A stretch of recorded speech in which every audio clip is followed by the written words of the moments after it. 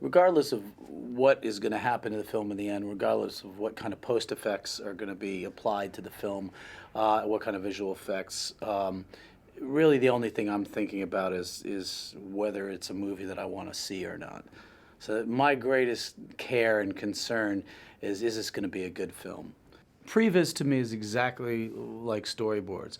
They're simple blueprints for what you're going to do and how you're going to film a movie. When Chris Nolan and I do, when he does storyboards and we go over the storyboards together, we get a clear idea of what's in our head. Well, I think a lot of that low-tech previs, if you will, happens right up here.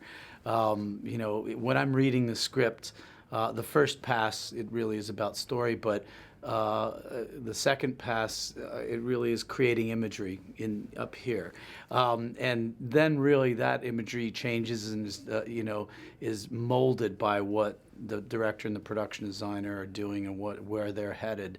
So the visuals start building, even though you're not going to put it in the camera, and even though some of it might be a visual effect. The visuals really start building through drawings of the sets that are to be built, or in the case of the films that we do with Chris, the locations, the actual locations. The great use of previs is for mechanical things, to see how a mechanical rig it needs to be. If the shot that's in the previs seems to work for the director and it seems like that's the way he's going to want it to appear on the screen, then it gives the production designer an exact idea of what the frame lines are going to be. It gives the effects people a look, and the visual effects people an idea of what they have to recreate later on. Inception had an awful lot of visual effects in it in the end, but I think that if you asked Chris Nolan, he would have the same responses, that it really didn't feel to us like we were making a visual effects film. We had very little green screen work in the end. We still shot most of the film on location, and really it was the visual effects department that was sort of following us. We didn't cater to them. We shot handheld. They had to you know, rotoscope to get the visual effects. I think that's really Nolan's philosophy, is to have the visual effects trying to play catch up with us and trying to work off of our photography that's shot in the real world. The part where Ellen Page opens up the mirror is 100% mechanical effect, except that I was removed from the shot.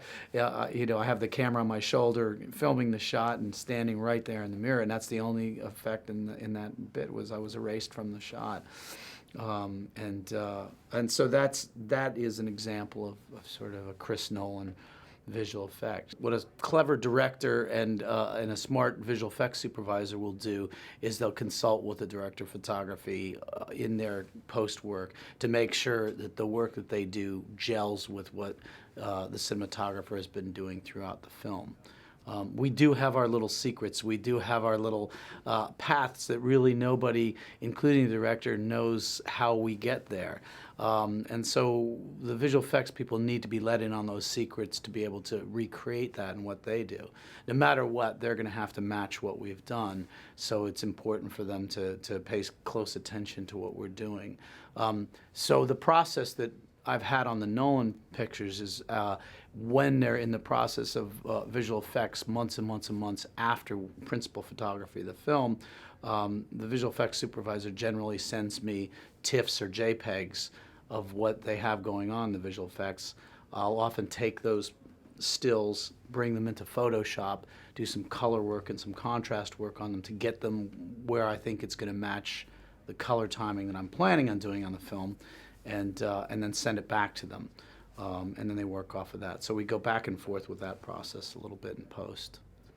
My advice for cinematographers and for young filmmakers is not to get hung up in the technology and not to worry about the changes in the technology.